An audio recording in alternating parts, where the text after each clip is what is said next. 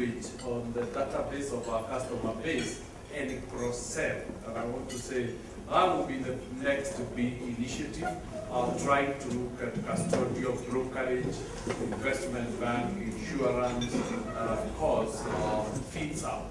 And that again, what we are really focusing on is cross-selling. It's the same database with very limited cost structure because we leverage on the infrastructure of the brand. So we can see the contribution of those initiatives from a perspective of income.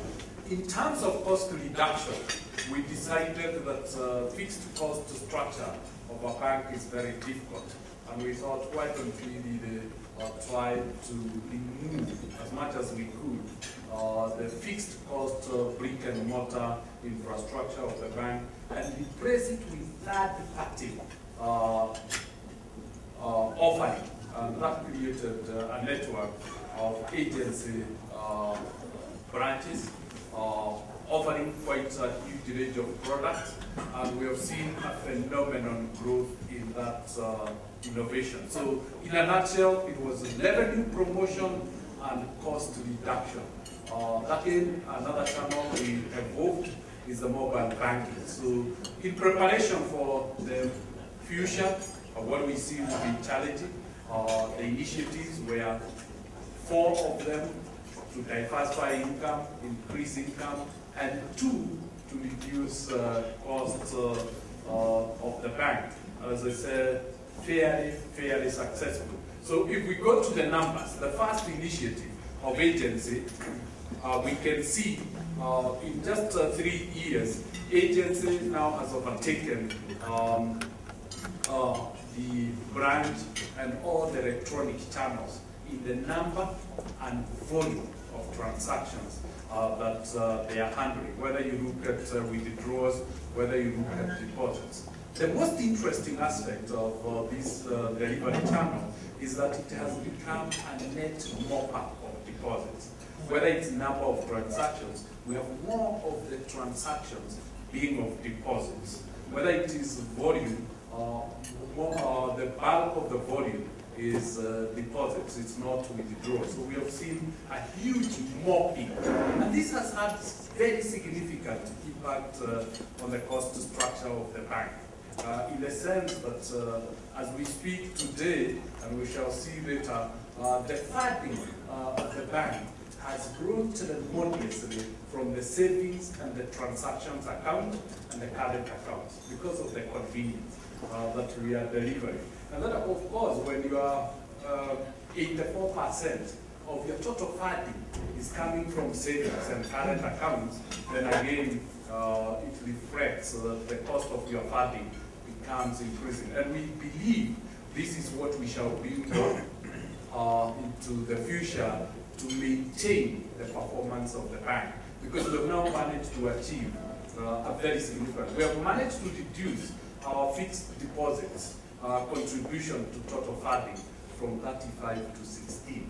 And that you can imagine what it means to the cost structure. So when we look at initiative number 2 of SMEs, again we can see from 48 SMEs plus 15, as we are saying, 63% of the bank is now on stable where you can differentiate pricing, you can do specific pricing, but more importantly, there is very little volatility, and thirdly, these are secured loans. So the risk of default is that much reduced, and we can see the reduction in consumer lending from 41 to 29, and microcredit from 15 to 8.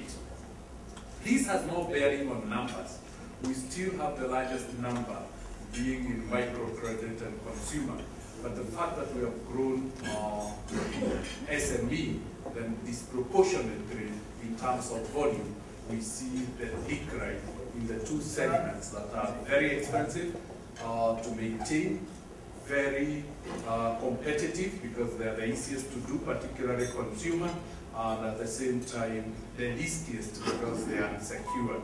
So basically that's the position. And if you look at number 3, which we talked about consolidating internal linkages and diaspora, again, we see the bank controlling 17% of the total diaspora remittances, with number 2 bank following up only with 13%. Again, you can see the leadership position the bank has taken, and it's in total control of the European diaspora, and we're making very good inroads again to take control of the American diaspora, which has been on a growth path over the last recent years.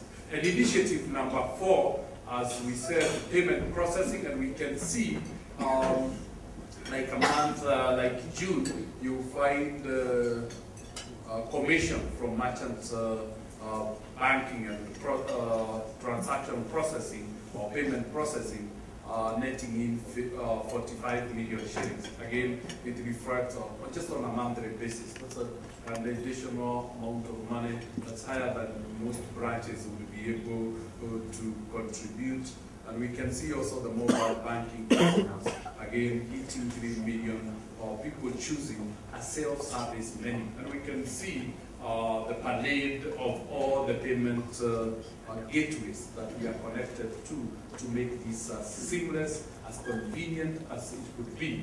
And lastly, initiative number 5, the regional expansion. And we can see how the number of customers in the region is growing, the deposits, how they are growing, the loan book, the number of branches, and as we said, the contribution in terms of loan book, in terms of deposits, consistent growth, and we're very, very excited by acceptance of the business model in the region. We now have 1.1 million customers here in the region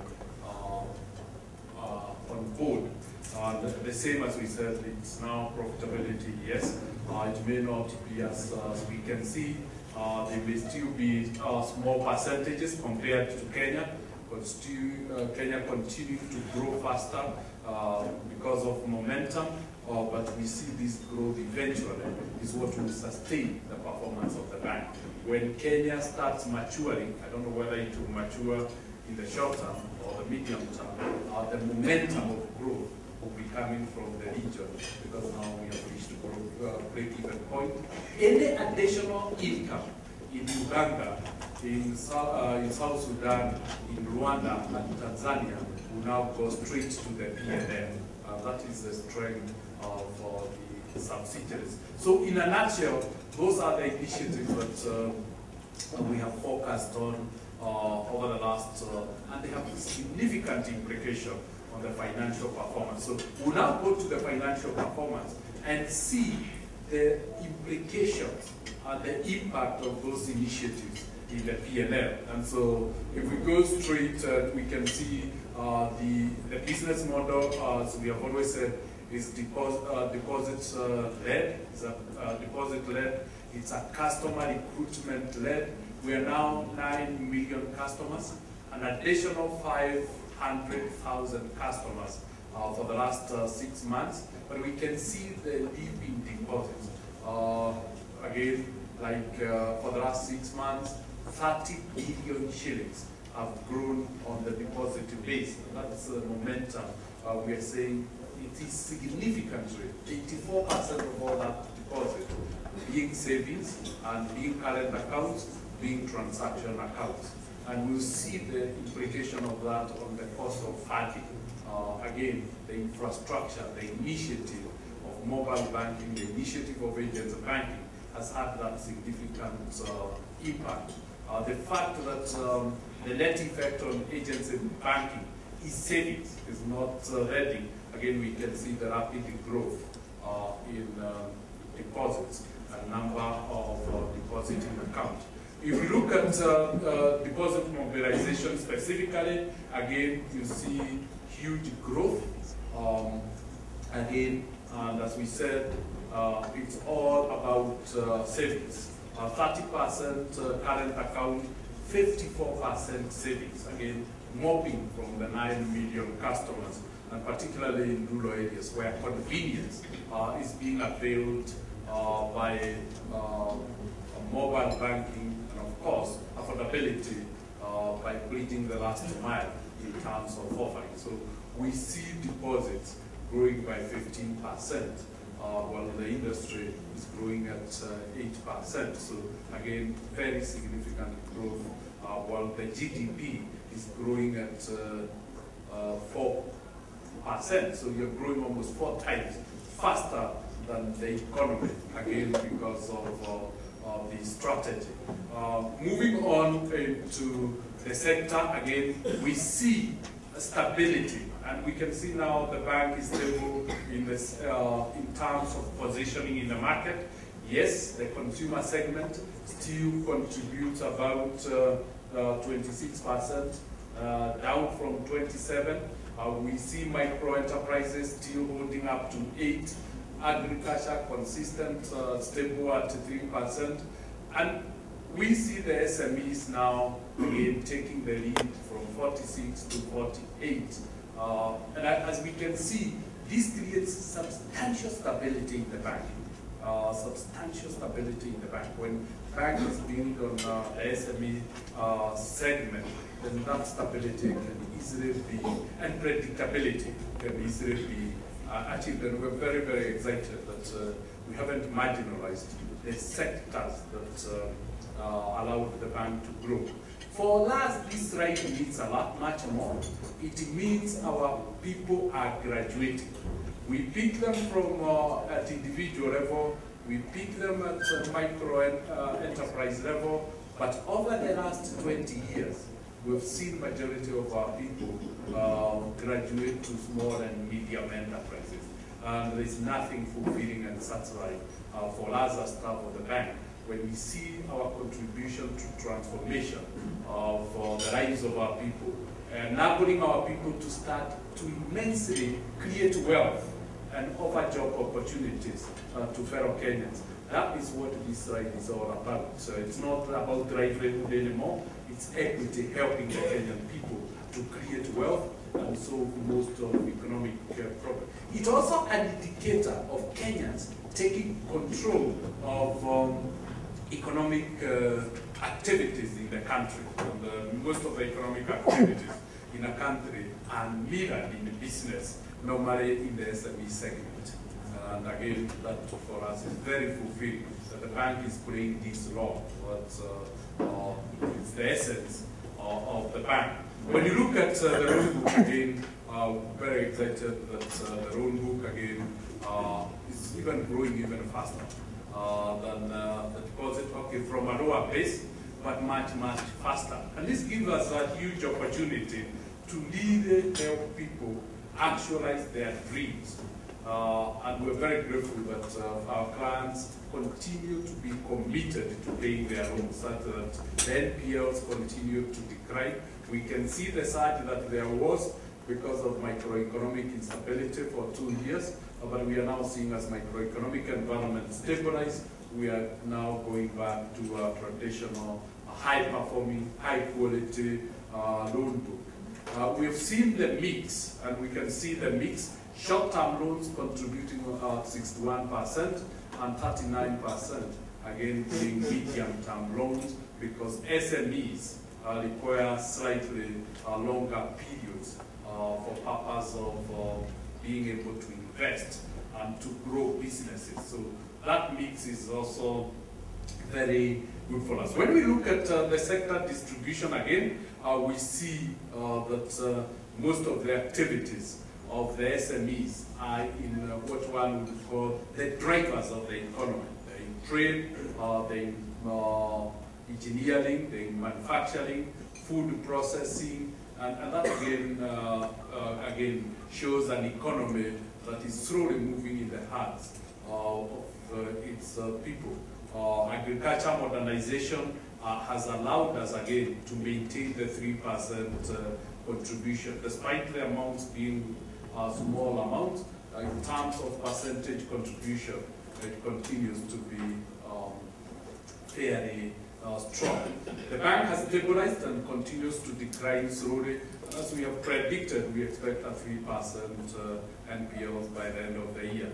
This has significant implication in the sense that the cost of risk significantly declines, and the bank, of course, with coverage of 66%, doesn't need to continue to make provision. So we have seen a reduction on impairment charges year on year, moving significantly, and that, of course, will have an impact in the profitability of the bank. So if we moved on, we could really see the capital management of the bank, again underlying the ability of the bank to take advantage of opportunities. We're still above the requirement significantly.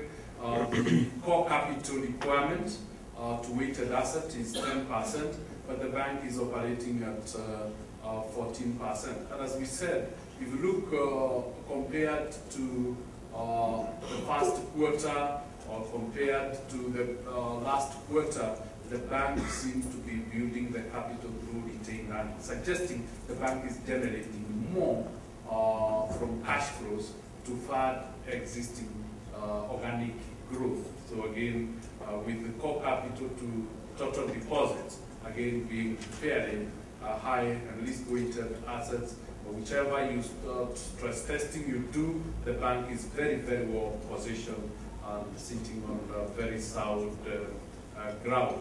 And the lending mix, again, we've seen in the bank, has enabled the bank to maintain stability and predictability in the NIMs, net interest margin stability.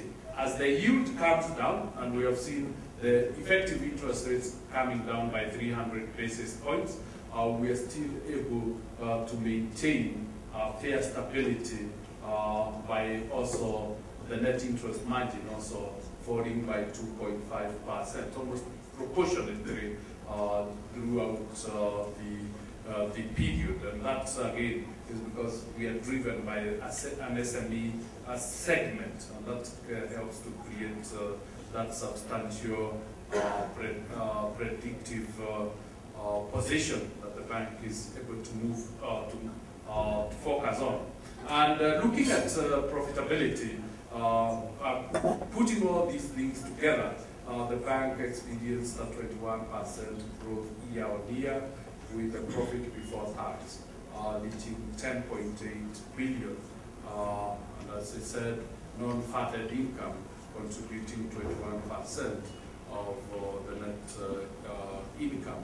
The total cost, as we said, grew by only 2%, simply again because of the variable cost improvement in quality of the loan book, reducing cost of delivery because of the agency network. And we are hoping that with the FinSub facility moving on, we'll see that revenue start streaming in, because we have had the cost for the last 1.5 years upfront. So we see an enhancement, very excited return on equity, enhancing from 5% to 5.3%, and return on equity growing from 28.8 to 29.2. Very good signs, again reflecting the efficiency that the bank has achieved, and sustaining 29% compounded growth rate on return on profitability before tax of a very trying period. The last 2.5 years have been very turbulent. We felt that the bank's capability and engines are primed very well, and the diversification is coming handy to support the bank growth. And when you look at the balance sheet size, we see that the driver in the balance sheet is loan book growing. As funds are mobilized, they are quickly deployed. Time to deployment is very, very short. That conversion ratio that equity is able to do reflects the efficiency, the capability, but more importantly, the power of an SME sector, because as again we say, that section of SME sector of SME has a very strong capability. So to a great extent, all assets are moving more to the customers. Again, notice that we are not deploying in government. We are very private sector driven to support the SME subsector. It's not about trying to really make it easy, do the difficult thing of lending to SMEs, and it's very well reflected. That 24% is funded, if you look at the liability side, to a great extent by a composite funding made up of deposits, borrowed funds, and shareholders' funds. Almost all of them growing at the same rate. And again, that is to ensure we are maintaining the matching of term of the lending and the funding. And that is why it's not one area. One will ask why not focus so heavily on deposits, because even if we focused on deposits, given that the deposits are savings and current accounts, they can only go that far in lending. And that is what has prompted us to focus a lot on long-term debt, so that the SMEs are funded by long-term debt and shareholders' funds to the highest possible point. So again, creating strong stability within the bank. Turning to the P&L, we see financial issues, net interest margins declining by 1.3 on those 1,300 basis points, 130 basis points. We see cost-income ratio holding, and we see return on equity enhancing a little bit, and return on equity again enhancing. And we have, because of the question that consistently come, we've given both the bank and the group so that people can compare the proportionate contribution of the subsidiaries. And as we said, as they stabilize, now any additional income, and we'll see, if you look at profitability, they are only contributing 9%. Assets and revenues, they are contributing about 13%.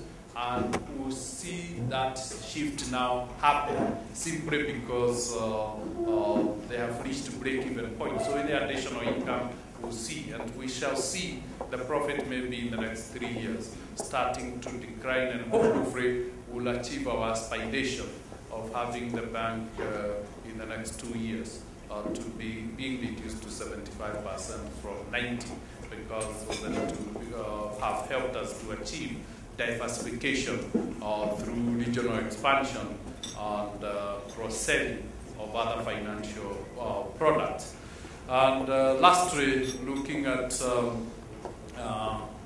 the lines, individual lines, as we say, look at interest income. The loans grew by 24%, but interest income only grew by 8%. Again, is the 300 basis point reduction in interest rates, the expenses holding, net interest income again trained a lot by the reduction in interest income. But again, we can see the diversification of sources of income leading to other incomes growing at 19%. And of course, the provisions, as we said, are declined by a billion, nearly 900 million shillings in terms of contribution. So in a nutshell, we see the effect of also an efficient tax planning, whereby the profit before tax grows at the same rate as profit after tax, because you're constantly ensuring that there is adequate tax planning to avoid a situation where the two rates are not the same. So, in a nutshell, those are the results for the first half. We are very happy that you came to share with us the success. As a bank, we are very excited that we have come out of the last 2 years that were strenuous, growing at 9, 11, 12%. and we are very optimistic that the growth of the subsidiaries and the diversification of sources of income from the strategic initiative may sustain the bank on that performance level going forward. And we're also hoping that the momentum of growth that will be generated by the agencies, as we saw the recruitment, 500,000 accounts in just 6 months, will be again maintained going forward. So that is the result of the first 6 months of your bank.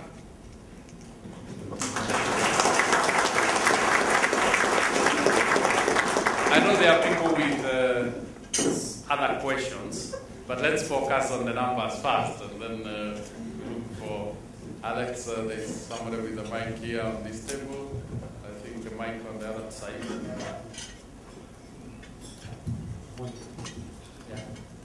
In the lending strategy, you talked about value chain approach. What's some information on that? Very good. We learned a lot from agriculture. If you look at agriculture, Equity is now ranked the best performing bank in Africa in terms of agricultural lending. And it's because we realized you can't lend to the farmer without knowing where they are selling their produce and how their produce will be transported from the farm and who process them. So we learned the whole value chain.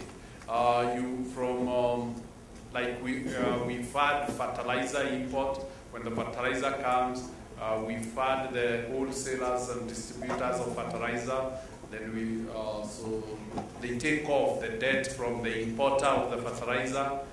Then we've had the agro dealers. They take over from the wholesalers. We lend the farmers. They take over. Then we've had the people who acquire the farm produce and the processors. So that is what we learned quite a lot. We have extended that value chain to the SME and corporate segment.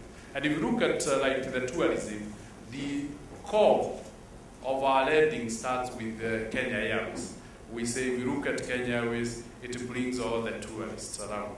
Then it goes to the hotels, then you go to the people producing the foods, and then you go to the transporters of the tourists, and then the employees in the tourist sector. So you then say you have really looked at it from an ecosystem perspective. When we've had, for instance, Kengen, then we've had KPLC to distribute the power, then we've had the consumers and our customers so that they can connect to the power, then you find if you cover the whole value chain, you reduce the chances of default because it's the same money that keep on rotating and evolving in the whole value chain. And that's what we thought, that is the surest way. Because default comes because of failure in one segment of the value chain.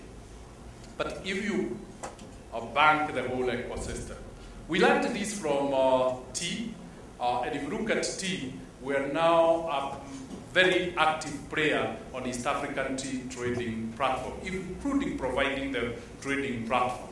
And that enables you to then have a control of the flow of funds. Then you come backwards, fund the factories, their power generation, then fund the farmer. And what we realized is that it's the same money that keeps on revolving. So if there is a break somewhere, then there is default in the whole ecosystem. So it is insulation from default. I think the specialist in that is Esther. Esther, where are you? Have I said everything? Yeah? Yes, you have said. She's a specialist in agriculture, and it has now been taken up by Julius. Have I left anything? Very good. Very good.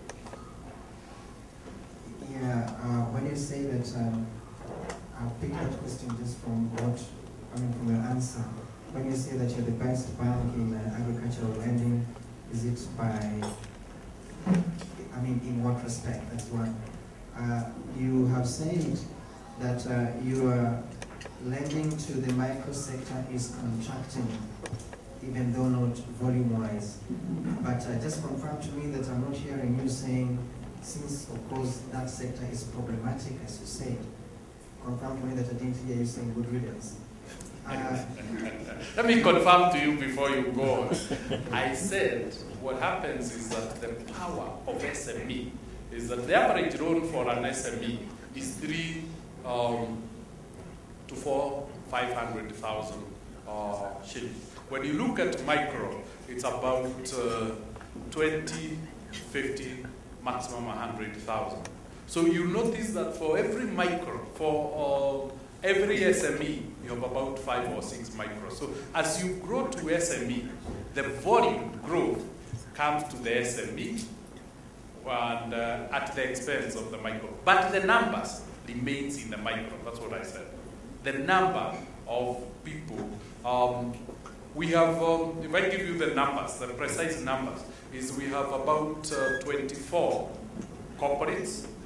We have 20,000 SMEs. We have 400,000 micro enterprises. And of course, I think farmers, we have approximately 3.6 million.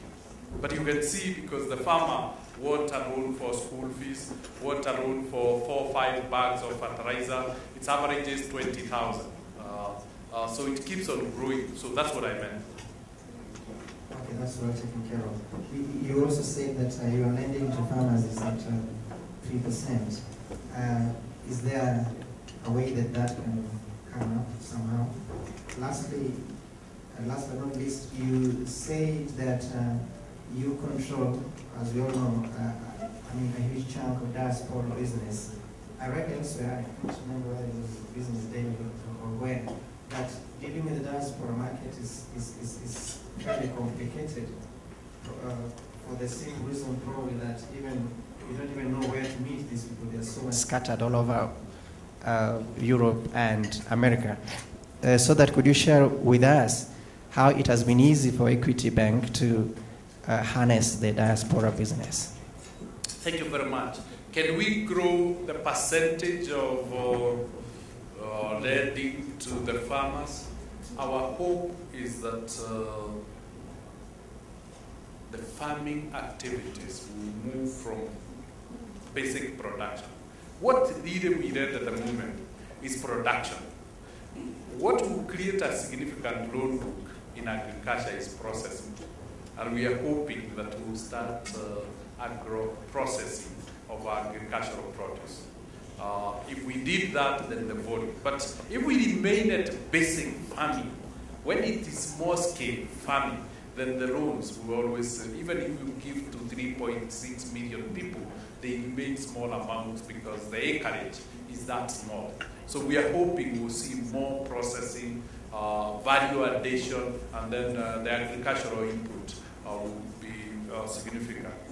You asked, yes, we have the award from Yala of being the best bank in agriculture in Africa. But the best testimony is where the bank picked $5 million risk sharing from Agra and was able to lend $50 million to the farmers. Again, that again was a case study that nobody else could be able to replicate in the whole of the African continent.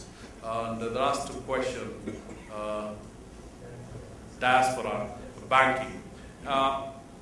We seem to be very lucky with the agency network because diaspora's first relationship with the Kenya is supporting the families, is social transfers. They're supporting to pay school fees. The distribution of 162 branches countrywide makes it so convenient for families to receive the remittances almost at the local level. The fact that we have now integrated diaspora remittances to the agency platform, it means the remittances are delivered up to the village level. And that has become very, very attractive. The second one is the brand of the bank. The diaspora seems to resonate with the brand as Kenyans do. I'm sure last week you saw the research that named Equity the most preferred bank by Kenyans. It's the same with the diaspora constituent, and it's for that reason. However, we also make great initiatives to tap into diaspora, particularly the European diaspora. We have developed a specific system for them. We call it Equity Direct, that is able within 10 seconds to transfer money from any European bank to Equity Bank account without any challenges on exchange and high commissions, but only 1% cost of transfer, including the exchange. So again, it's the value proposition that we present. Remember, the cost of diaspora remittances ranges between 12 and 16%, and here Equity comes with a 1% transfer fee. That's what has made it very, very attractive. We have installed in Europe. We cover almost 40% of diaspora remittances from Europe. We're hoping we'll be able to replicate the same to Australia, the Emirates, and US, where there are huge concentrations of Kenyans.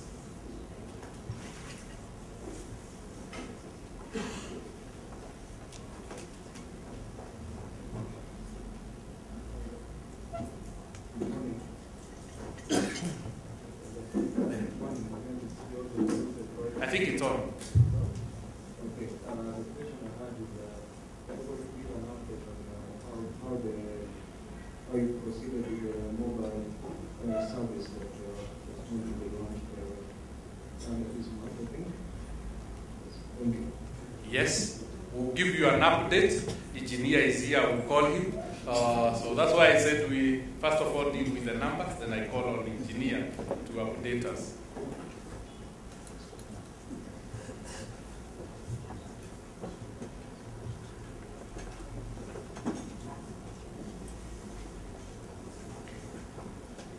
This is a general economic question.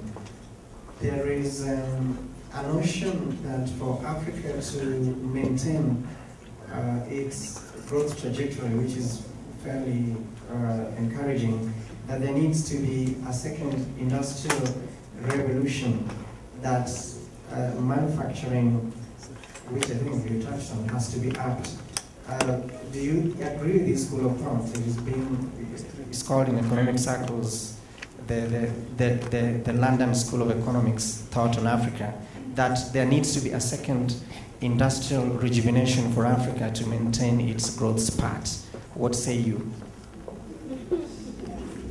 This is very personal, and I hope others will also share their sentiment. I think we can understand this position by analyzing what is driving the rapid growth in Africa. And if you look at the biggest theme that is driving that rapid growth in Africa is reforms. It's purely economic, political, and social reforms.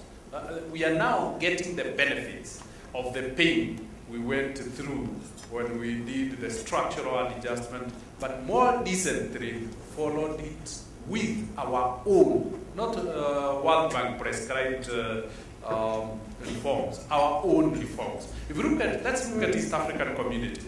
The reforms from the political sphere particularly, constitutional reforms, reforms on trade, reforms on creating trade blocks, reforms in institutions, look at the capital markets, reform in the banking industry. That is what is causing all these benefits. The second reforms are the ones that have happened on the social sector, particularly education. Look at Kenya, 2003, free primary and free and compulsory free education, and now the dividends are starting to accrue to the country.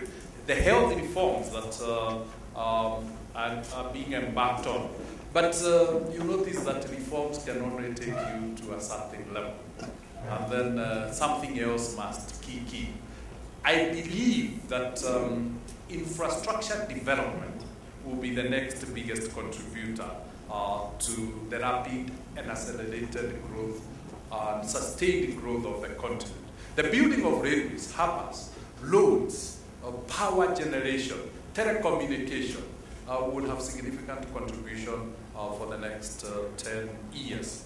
But again, once you have done the development of infrastructure, reduced the cost of doing business, created efficiency, once that reaches the plateau and matures, then you have to create another level to sustain growth. And I think going forward, one of it is what I think is being suggested, an industrial revolution, not geared towards the European industrial revolution, but a revolution geared to transforming our economies from raw material exporters to exporters of manufactured goods.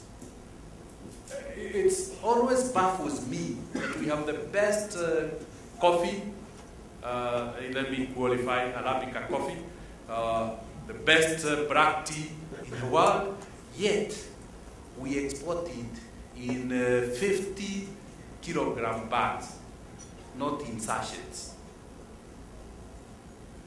But the day we do it that way, again, you can see huge value addition will be in the continent, and that will stimulate huge growth. If you look at mining, look at Tanzania, most of it's mining. We don't even need to go to Tanzania. Let's go to Kwale. We are already exporting what? Titanium. We are exporting together with our soil. And we start saying, why should we not set the processing factory? Particularly the first and second value addition layers. So don't go to the complex ones. If you look at South Africa, I think Botswana has done very well with gold. It said it's not just refining. Gold will be cut in Botswana. Tanzania exports gold in boulders. Refining is in South Africa. These things need to be brought back to the economies. And to me, that is the revolution we need. But there are other things that need to come before, like opening our markets. Yes, look at the impact of Kenya, Uganda, Rwanda, and Tanzania opening their boundaries. We have now larger regional trade than even Asian economies. If you look our first among the top 5 of our trading partners now is Tanzania and Uganda. That again will create significant. So Africa can sustain its growth rate, provided it ensures that it keeps on sustaining and creating new momentum. When you reach the maturity of a horizon, you have to add another horizon. But there are many people in the room who can add to Julius. Do you want to add? No.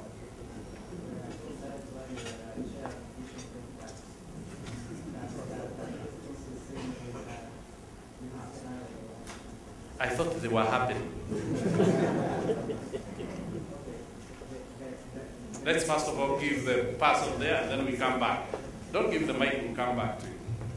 I want to change to a bit of agency banking. Going by the success you've achieved in Kenya, are you seeing the same in your other 5 countries, especially considering that some countries have regulatory problems? We've been very lucky that we have very strong demonstration effect.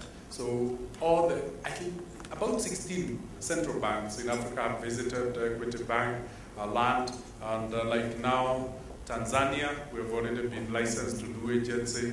Rwanda, we've been licensed to do agency. And Uganda, it has just been approved by cabinet. We hope it will be approved next week by parliament. So basically, we were able to lobby enough and demonstrate the impact. The second thing is that because of what we are talking about integration, we are now being supervised by a regional college of inspection, or regulatory college. Again, that puts the countries together and they're harmonizing regulation. And that has worked very well for us. Well, I want to hear excellent performance to you and your team. I'm going to go back to the financials. Okay, the statutory ratios, most of them of course good, but it's obviously with the new, the new regulations in place, when you talk about the total capital to total risk-weighted assets, we're talking about, just a margin of 2.5%. And as we all know, equity grows faster than average, so that 2.5 seems to be rather than, just for equity, not other banks, but for equity. So when are you coming to ask us for money? I hope not. But when are you coming to ask us for more money? Or alternatively, what's the next stage in growth in equity? Yeah, thank you. Thank you very much. If you look at the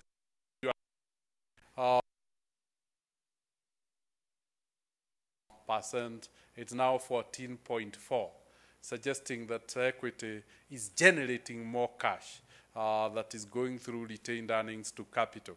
So I would say with certainty that we look comfortable for this year, but the future, when we look at it from our lenses, looks like it will generate faster growth than we will be able to generate retained earnings. We are seeing the economy transform a little bit faster than maybe we are all acknowledging. There is a lagging effect of infrastructure, impact of infrastructure development. But when we envisage a situation where infrastructure, railway infrastructure, oil infrastructure, pipeline infrastructure are all built within a period of 3 years, we think that will create enormous momentum of growth. So we can see ourselves maybe in 2 years' time coming to the market to ask the shareholders, we can see rapid growth faster than we'll be able to retain earnings. But for the time being, if you looked at this year, we increased our dividend payout beyond even the policy of 40% to 42%, because we realized that maybe we didn't need to keep the money for the shareholders here because we couldn't fully deploy. And again, the first half have confirmed that by capital growing a little bit faster than the ratio requirement. But 2 years maybe, the economy will give us an opportunity. If oil comes earlier, maybe late next year, but I can see oil maybe 2017. But what is your opinion? At least we be burying our head in sand.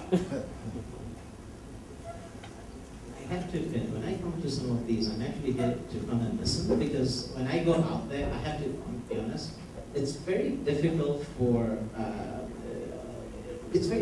someone like me, or most of the people in this room, to get an overall sense of the economy, because we all live in little bubbles and strata, so we know what's going on in certain areas. We know who's buying what car. We read today's Business Daily, and they're selling Jaguars, 18 million Jaguars. But the truth of the matter is, you as Equity Bank, this is why we haven't had conversations over the years, haven't we?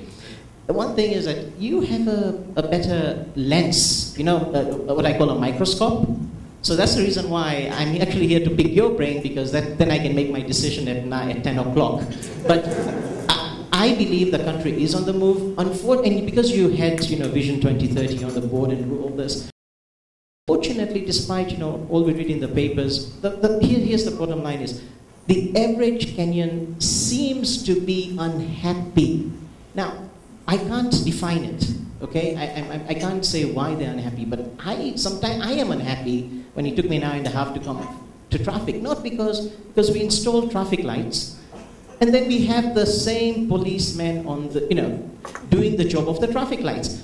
Okay, you're a businessman. I'm an investor in Equity Bank. Unlike most analysts here, I actually have money in here, and you know that if I see an Equity Bank branch lights on when they shouldn't be, or something is not happening, I'm more than happy to send you an email. Why had those lights being used? Why did we spend 100 and something million? And then we have policemen directing traffic. And by the way, when I say policemen, we're talking about 15 of them at every intersection. So I don't know about the. You tell me when your people go down to the farmer, Pale, Mshanani. Forget these Nairobi people like me. when they go down there, what are they thinking? Are they happy? Is the economic engine of Kenya? Because really, the truth is, I don't produce much. The farmer produces much.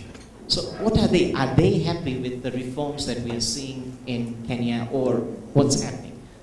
Sorry to throw the question at you, but really, I really want to know.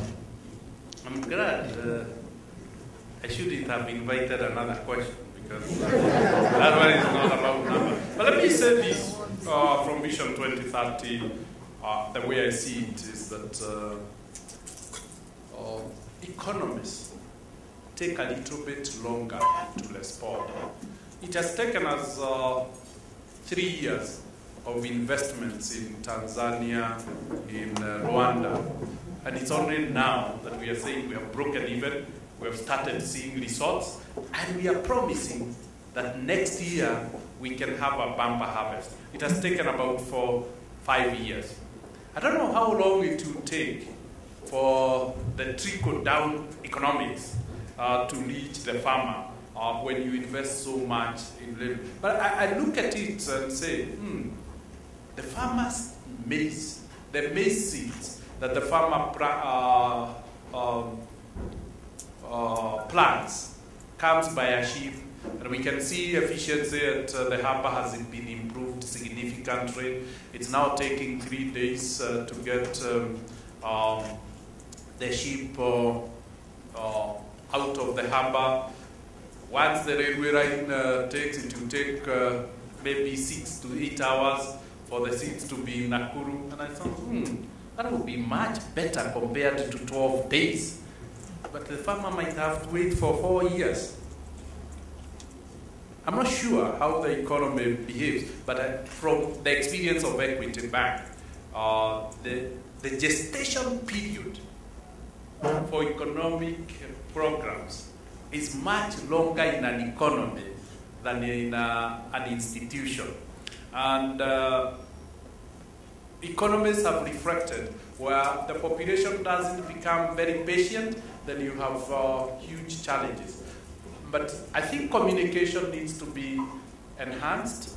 That's what my feeling is, such that people can, I don't want to say they live on hope, but they build their future on hope of a better future, not continuity of the present. My feeling is that good initiatives will build a better future for all of us. But then the second question is, who is government?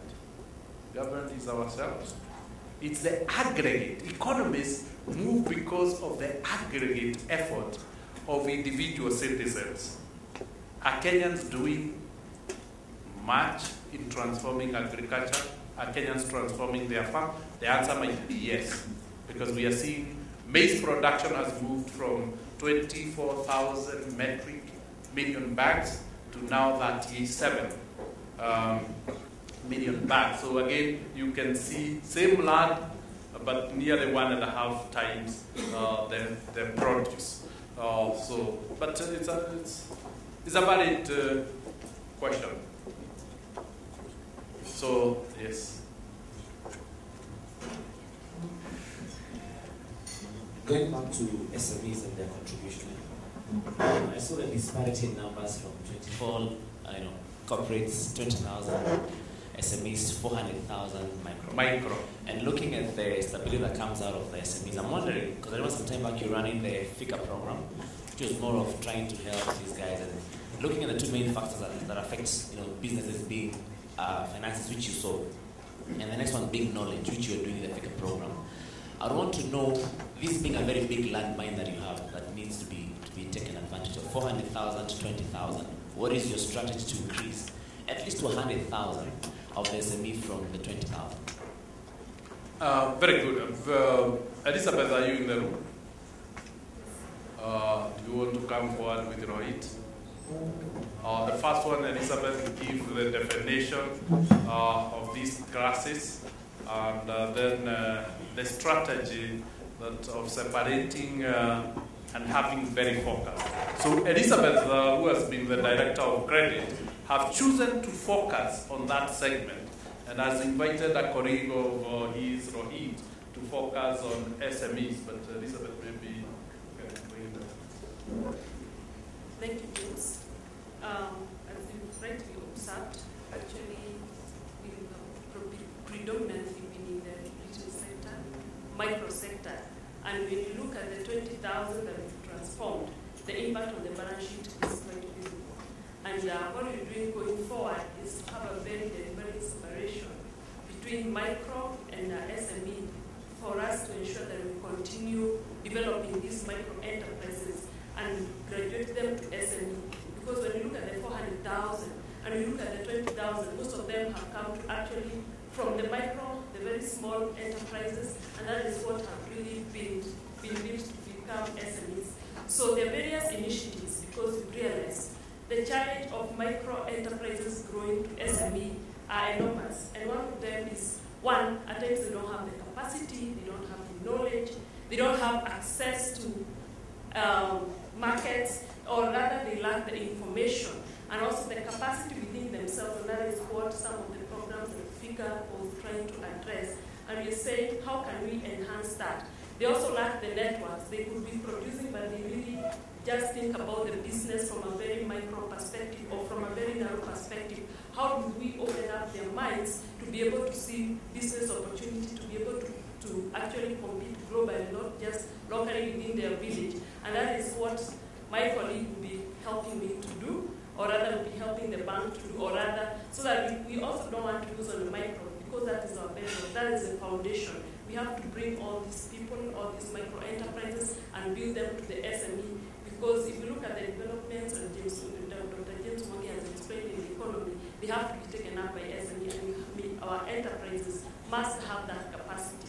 When you look at the corporate governance structure, which is a major difference, the operations of some of our enterprises are growing so big that they can handle. So how do we improve on the corporate governance structure for them to be able to handle these operations and not collapse at some point in time? The data diversification is quite key. We find that as enterprises continue growing, when you're still at that basic level, you're growing to unrelated diversification, which eats into initial business. So again, how do we ensure that they expand but in a sustainable way? So that's the strategy that my colleague can explain. Thank you, Elizabeth. I think the biggest impact that we have to do to transform the micro enterprises into SMEs to make sure that we increase the level of sophistication, because as the economy improves, you see that the type of products that our clients want, the type of distribution channels that they want, the type of corporate governance that we need to actually go needs to increase in sophistication. So I think in order for us to make the transformation, we are literally, as a bank, as a group, we are literally making some very focused initiatives in terms of strengthening our products, i.e. things like trade, things like cash management, supply chain finance, how do they actually manage their deposits in a much better manner, how should they actually think about their corporate governance. So we are literally trying to actually help advise our micro customers to move up the value chain. And that's why, in totality, we are offering what we call as an overall relationship management experience to our customers. The more we continue to do that, we believe that we'll be able to assist the micro customers to move up the value chain to an SME and hopefully take the SMEs up to the corporate. So this is in line with the entire continuum of taking Kenya's vision of 2030, where we start as a group right from the bottom of the pyramid, start to go to the small enterprises, then to medium, and then to large corporate. Thank you. Lohit joined us from the National Bank of the Emirates. He was Director of Strategy and Credit. He had a loan book of $100 billion. We have $3.5 million. So we still have to do another 67 we believe. But I think more importantly is there is a team. We have formed Equity Consulting Group, specialists to help micro and small enterprises. Maybe the managers in Equity Consulting Group, maybe if they start. Yeah. Jumane, Lafayette, where is your team? I thought the others on this side. Nah. Okay, so we have 10 sector specialists. There's one focusing on agriculture, there's one manufacturing, one focusing on oil and gas, one infrastructure, literally all the sectors, such that you have a global specialist who comes and says, this is how this sector functions, benchmark them with the best of the world, and then we can be able to help them literally on a consultancy. So there is, beyond financial literacy, there is now entrepreneurship. I think, Helen, you have already trained 15,000 on 3-year entrepreneurship program. But as they become trained, then you create specialists who can work with them on a consultancy basis, which is purely cost recovery, because we want to improve quality of. I think we are coming to an end unless there is another big question. So we answer the question that was raised about MVNO. Okay, there.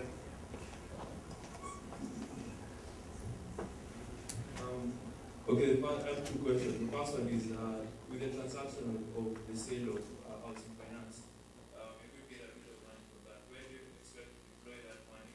And then now that your mortgage exposure is going to be reduced, are you looking to probably grow organically on that end? And then the second question is, I think, a much bigger picture question. It's relating to net interest income. We saw it grow by 8%. Loan book grew by 24%, but NIMs came off. There's been a lot of political pressure on NIMs. How do you see net interest income developing over the next probably 3 years with that political pressure on NIMs and loan book growth of 24%? On top of that, on the cost side, you're taking up additional borrowed funds, and you know the cost of that is slightly higher, but again, it's for matching. And then you look at on the other side, so you're talking about, and then deposits are not growing as fast as, are not keeping up with the growth in loan book. How do you see net interest income growing over the next probably 3 years? Thank you very much. Very good question. The first one, if you look at the slide on distribution of loans, 18% of all our loans are in foreign currency, and the average rating is 8%. So if you look at that, and the government is borrowing at 7%, you can see the risk factor that we have taken is only 100 basis points. So for that 18% of the loan book, we have been validated that we don't expect there are any margins to narrow. If you look at the other segments, we are hoping that with the focus on SME, we shall significantly grow the loan book. If you look, the loan book is growing at 24%, and we are hoping we'll be able to sustain that. The reason why we are focusing on growing the loan book quickly is to be able to address any challenges that might come with net interest margins falling. And where do we expect them to be in 3 years? I think yield will go down, interest rates will go a little bit lower, hopefully will be around 14%, down from 18, but the volume in 3 years might be close to double. We'll see massive growth in transaction and saving and current accounts because of the SME growth. And we think, while we may lose 3 percentage points or 300 basis points in interest income or yield interest income, we might be able to lose maybe 1 percentage point by overcompensating. As a bank, we are now focusing on efficiency. If net interest margin narrows by 1 or 2 percentage points, the NIMs, we will be able to reduce cost-income ratio from 48 to 46. So we are confident that that will not affect us. Whatever we lose will compensate in cost-income ratio, and cost-income ratio, again, will be driven by the mobile technology, will be driven by agency, and will be brought by digitalization of the bank that we have embarked on, so that we could take advantage of. So unless there is another question, I will invite Engineer. But before Engineer comes, let me say, what was it all about this MVNO? We never wanted to do an MVNO. We are not an infrastructure provider. But the infrastructure providers, as we have tried to be, to go to bed with them, but the bed has become very difficult. And we have always ended up getting out. Why? Because their approach is inconsistent with the equity brand. We believe in affordability of financial services. If you look at Equity Bank, for the last 3 years, we have consistently been voted as the bank with the most affordable charges, or the lowest charges in the market. But if you look, partnerships with infrastructure providers have always tended to create a middleman sort of effect. And so the frustration suggested, why don't we get this infrastructure? I'm told there is something called USSD, and I was told it is defined as unstructured, what, John? Services, which is supposed to be free. Because anything that is unstructured service should never cost anything. Because anything you sell, you first of all structure it. But you can see we are charged 4 shillings per session. And before you complete a session, normally, how many drops do you experience? 2 or 3. So a transaction that is costing you 7 shillings in the bank ends up costing you 12 to 16 shillings to complete the session. I said, and that is what prompted us to do. Let me say, I joined this bank when we were on ledger cards and passbooks. We moved from that to computer statement. Then we became very excited when we could produce cards, ATM cards. And then we were amazed, you can also produce Visa and MasterCard. And now time has come for us to convert the phone to a delivery channel. The reason why we thought the phone is the best delivery channel is because the customer already has one. So there is no additional cost of acquiring. 2, the customer is permanently with the delivery channel. So it means the bank is with the customer 24 hours, 7 days in a week, 52 weeks in a year. So we thought, this is the best convenience we can give to our customers. And that is what prompted us. The second one is, if you look at all this mobile banking that is being done in the country, it's data flows in open channel. It's not secure. There's nobody who has secured data banking functionality in the country. It's in SMS mode. So we said, these telecom infrastructure providers don't allow banks to access the secure elements in the SIM card. They deny. We said, no, if we got our own SIM card, then we can guarantee that that SIM card will be treated like a credit card or a debit card, and ours is going to be certified by American Express, Amex, that it has the same security features like a credit card. And data will be moving in a secure form. We shall have 2 keys, one in your SIM card and one in our server. When the server is sending the data, it is encrypted. And the other key in your SIM card then decrypts the data. So even if you try to capture the data, there's nothing you can do with it.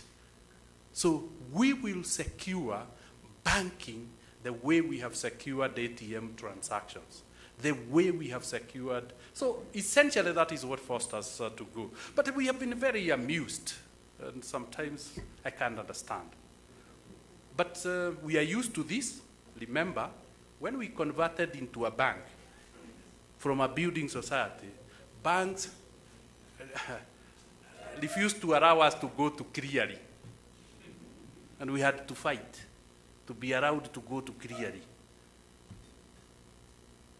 But we saw what we have achieved because we are never fighting it for ourselves, we are fighting it for Kenyans. Now this one, we can't understand how competition, when you enter into the field, they say, no, no, we don't want that player to be in the field. How can a player decide who they are to meet in the World Cup? FIFA decides. The customers have decided Equity provides them with a reliable delivery channel. So making rules for your competition, I think is not fair. And I would really want customers of Equity Bank to ask, because this is a delivery channel for our financial product, where does competition come in? We are not becoming a telecom. We want secure banking services for our customers.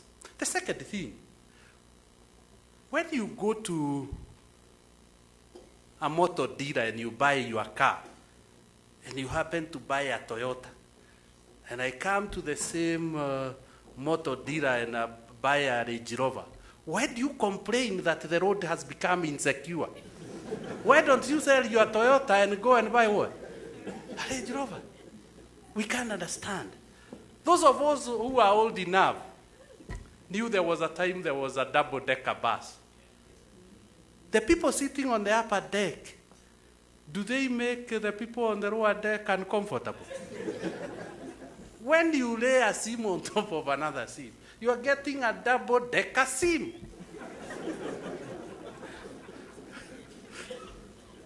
And everybody has their seat. Why are you? These are, but the engineer, you may be able to explain better. But it's, for me, I can't see, when I really get very frustrated because I can't see what, the problem would have been if that SIM card was by Equity Bank. We never manufactured. We went to a manufacturer where the competition also went. We never manufactured. So it's a very frustrating situation to be in, but we were very excited yesterday when we read in the papers that preliminary results are just, but you notice that is a management style of somebody who doesn't know how to handle competition. They go for something called FUD, F-U-D, spread the fear, uncertainty, and doubt.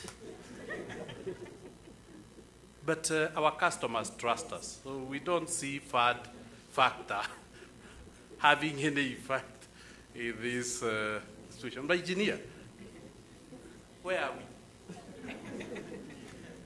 Ladies and gentlemen, good morning. We are not building another mobile phone company, nor are we giving you another mobile transfer services company.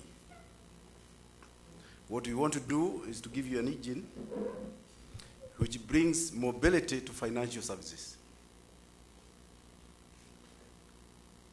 When you go to a factory which builds cars, and I have been to Stuttgart, Germany, they start by designing. The next phase is building a shell. Then they fit an engine. Then they fit tires.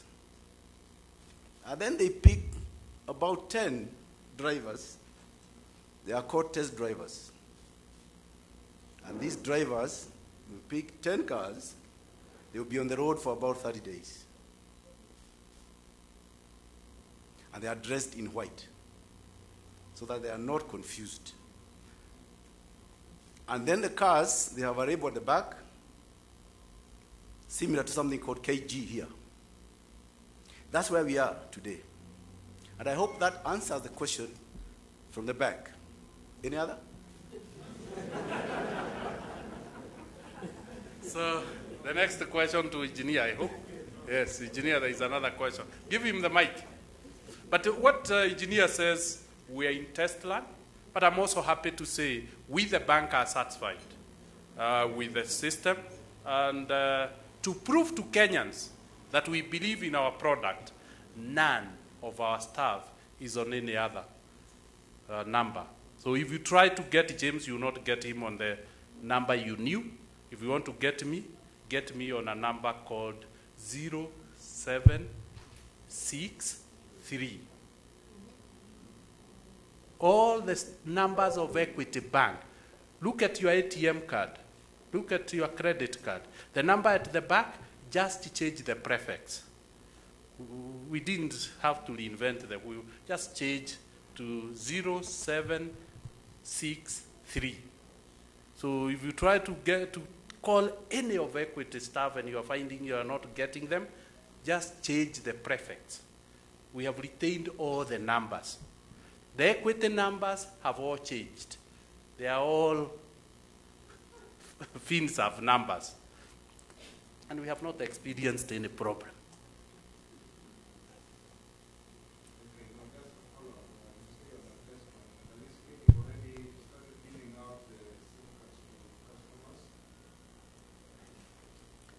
Test run means exactly that. You have had Equity employees, they have already changed.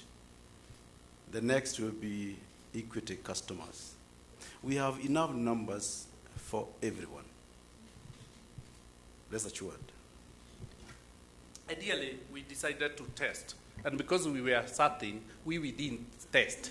We changed. We migrated. All our staff, all the Equity numbers, all our POSs, all our merchants, we are singing the song that was being sung in 1963. That time, it was achievement of independence. This time, 63 is about choice. It's about freedom.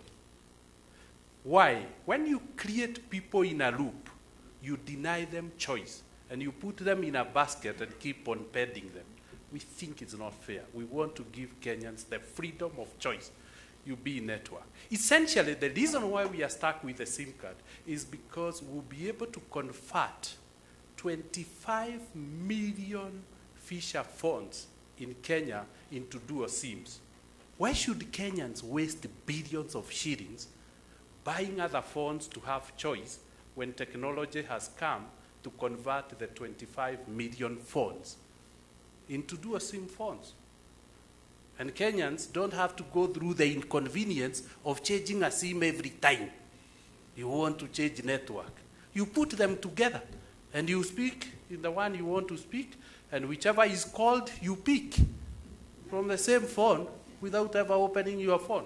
That is the convenience we are bringing to Kenya. And then you choose the tariff that is clear, that has less droppings, and the tariff that has a lower price, but you can receive on any. When we get word from ACK, CAK, we are a law-abiding organization. So until the doubts are cleared, we'll be patient.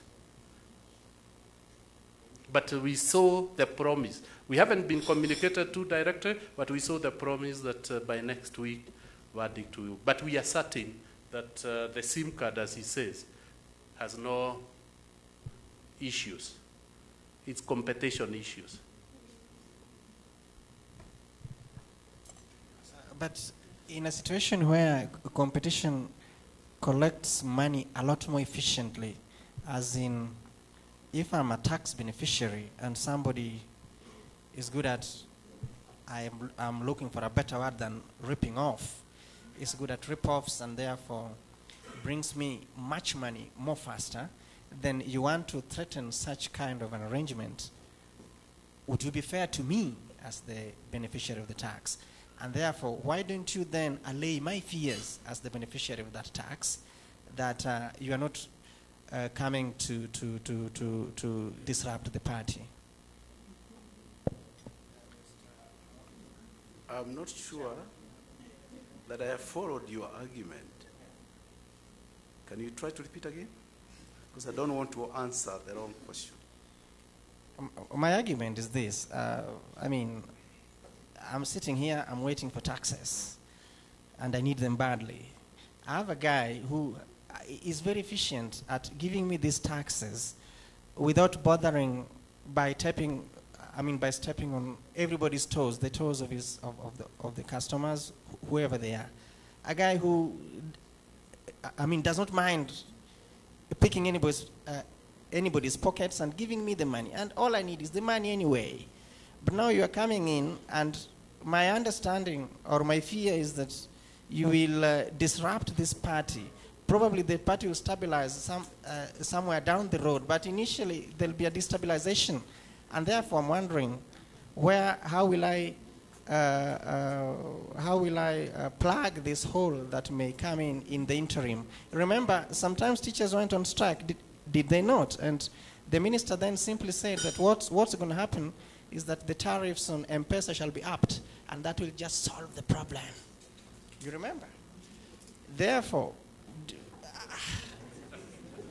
Good. On Monday, we were treated to some news.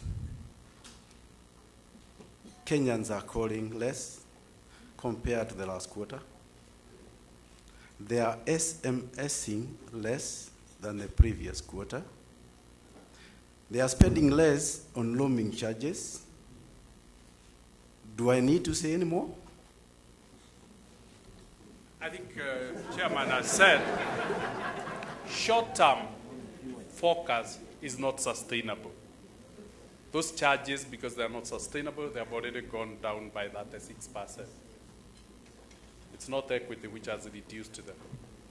It's not sustainable models.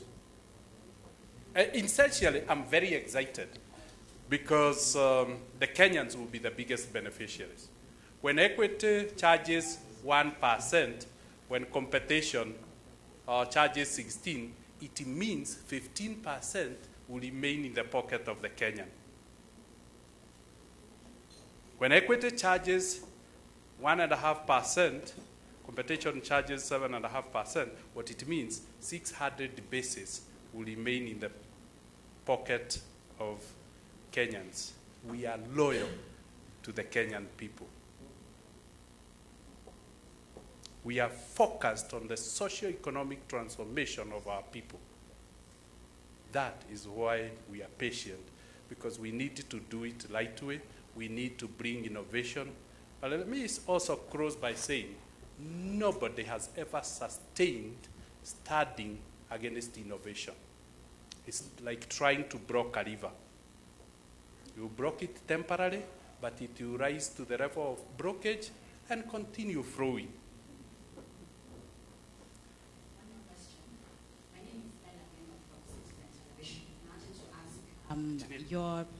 Your initial plan was to launch your initial tentative launch for your MVNO was this month actually, and you mentioned that you're satisfied with the kind of testing, the progress of testing of the SIM cards.